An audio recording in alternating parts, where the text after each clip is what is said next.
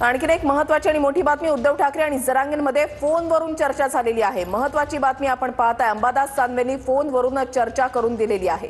महत्त्वाची बातमी, अंबादास दानवेंनी ठाकरेंना फोन लावून दिला आणि यावेळेला ठाकरे आणि मनोज जरांगे पाटील यांच्यामध्ये फोनवरून चर्चा झालेली आहे। अंबादास दानवे हे कालही जरांगेंना भेटलेले होते, आजही ते जरांगेंची त्यांनी भेट घेतलेली आहे आणि यावेळेला भेट घेतल्यानंतर त्यांनी उद्धव ठाकरेंना फोन लावून दिला आणि ठाकरे आणि मनोज जरांगे पाटील यांच्यामध्ये फोनवरून संवाद झालेला आहे।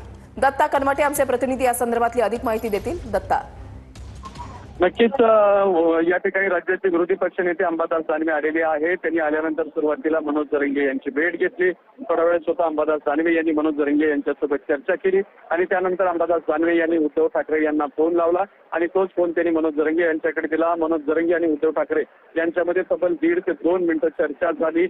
बऱ्यापैकी चर्चा झाल्याचं साधारणपणे त्यांचा हावभाव आणि संवादावरून जाणवत होतं। त्यानंतर अंबादास दानवे सुद्धा पुन्हा उद्धव ठाकरे यांच्याशी बोलले।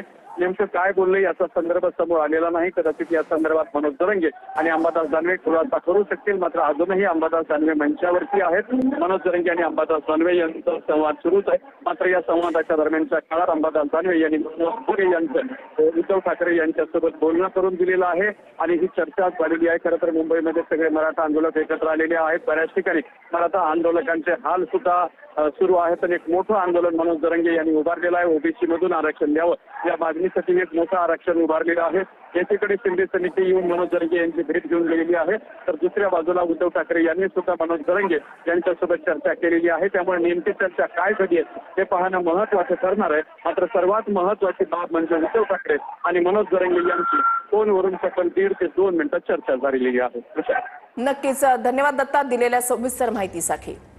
तर उद्धव ठाकरे आणि जरांगे यांच्यामध्ये फोनवरून चर्चा झालेली आहे। अंबादास दानवे यांनी मनोज जरांगे पाटील यांची भेट घेतली आणि त्याच्यानंतर त्यांनी उद्धव ठाकरेंना फोन लावला आणि अंबादास दानवे यांच्या फोनवरून मनोज जरांगे पाटील आणि उद्धव ठाकरे यांच्यामध्ये संवाद झालेला आहे। जवळपास 1.5 ते 2 मिनिटं हा संवाद झालेला आहे अशी माहिती देखील मिळते। महत्त्वाची बातमी आपण पाहताय, उद्धव ठाकरे आणि जरांगे यांच्यामध्ये फोनवरून चर्चा झालेली आहे।